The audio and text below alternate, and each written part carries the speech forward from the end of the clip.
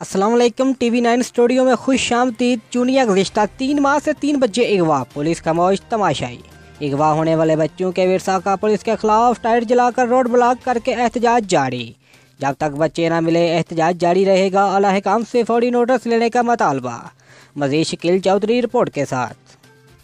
2 महीने हो गए मेरा इमरान बेटा बाहर खेडन गया, गुम हो गया ते साडी कोई गल नहीं सुनता। असीं थाने रिपोर्ट भी दी, असीं कसूर तिकरा पहुंचे, साडी कोई नहीं सुनता।